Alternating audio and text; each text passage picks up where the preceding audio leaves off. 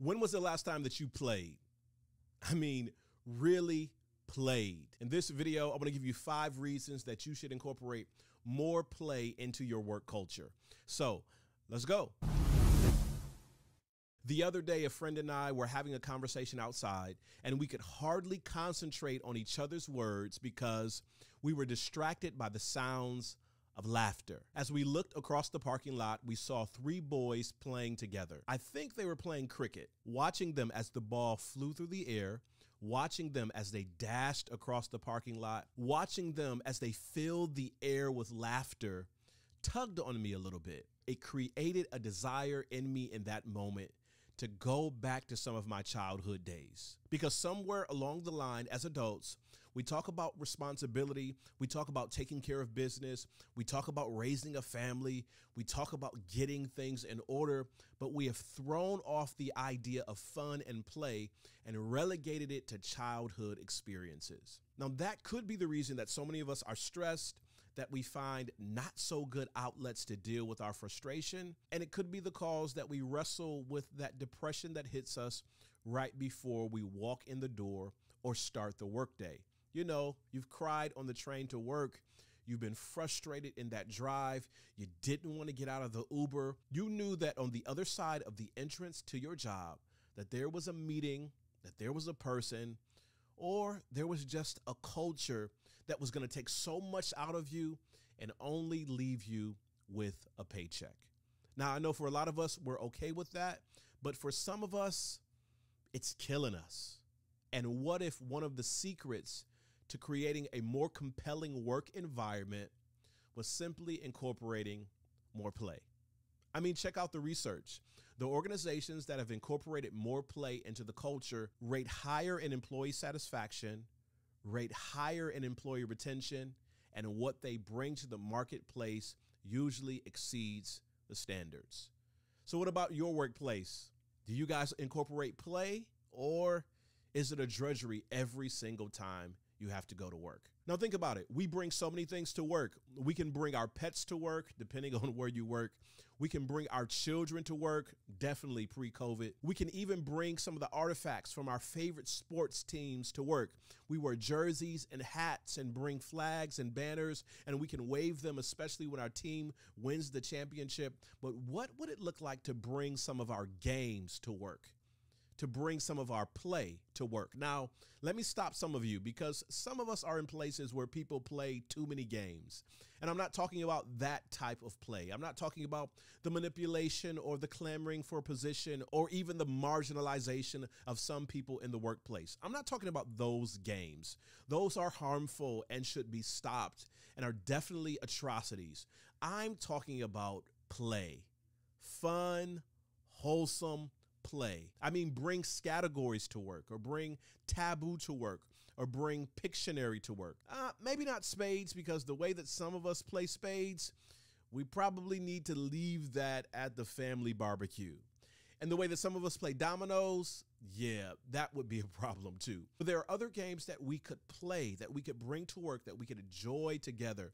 Now, I know it's not a fun zone, but incorporating more fun and play into our work environments will definitely have a much greater impact on our mental health. So let me give you 5 reasons why you should incorporate more play into your work culture. Number 1, it builds teamwork, especially when you have teams in your organization that are not functioning well together. You need to give them something to rally around. What's a game that you can play where you can actually put departments against each other? Not for the purpose of competition necessarily, but for the purpose of camaraderie inside of the individual units. Think about how teams can be brought together as they play games together. Number 2, creativity. For a lot of our organizations, we're stuck. We're trying to use the same old methods to wrestle with modern problems because we don't have any experience wrestling with our creativity. When you incorporate more play, you actually unlock the creative part of your brain, and you can leverage those experiences for work projects. Number 3 is conflict resolution, and the reality that not everybody's going to win, at least in the way that they want to win. but they can learn something from the game. How many times have you played a game and a disagreement broke out and you had two options? You could resolve the conflict and continue with the game, or you could just walk away. And the times where you just walked away, where you just flipped the Monopoly board, where you just threw the Xbox across the room, yes, it allowed you to vent some frustration, but it actually did more harm than good. And it underscored the idea that whenever you find yourself in a conflicting situation, it's okay just to blow up and walk away. But the times where you worked through the frustration, where you leveraged a compromise, where you were able to work it out and get through the game, were some of the times that you learned the most. You can use play and you can use games to teach people how to better leverage their conflict resolution skills. Number 4, you can teach the power of understanding that we communicate in different ways. Some of us are very demonstrative. Some of us are quiet. Some of us use a lot of words. Some of us are direct and strategic in how we communicate. And if you play a game like Taboo or like Pictionary or some other descriptive game, you can learn the communication styles and tendencies of your group.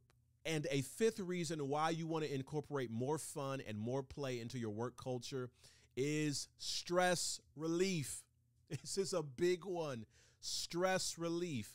Sometimes we only do this for the holiday party. Sometimes we only do this for the all-staff retreat once a year. And we have so much fun as we play games and learn more about each other. What would it feel like for you to be more intentional about inserting play into your work culture? Maybe it's once a month where you do a half day of work and the second half is play. The second half is games. The second half of the day is a scavenger hunt or some other fun activity that you can do together. Even in the light of COVID and social distancing, there are activities that you could do through Zoom or Microsoft Teams or whatever your communication platform is to facilitate gameplay. Now, I need you to be intentional. People are dealing with a lot. It's making it harder and harder and harder to go to work because we're always at work. Work and home are enmeshed. And for the stability of your team, sometimes adding a little fun and a little play is all that they need to keep them going. So as you think about your team, as you think about your industry, as you think about your organization, what are some of the games that you could play to help draw you closer together, to help you work better, to unleash creativity, and to make people feel better about working with you? Drop your comments in below because I'd love to hear about some of the games that you've been able to play or that you've always wanted to play with your team. Hey, I love making video content like this. And if you want to see more videos, be sure to hit that like button, that subscribe, and the notification bell. And if you know of someone that could use this message, be sure to share it with them. And I'll see you next time.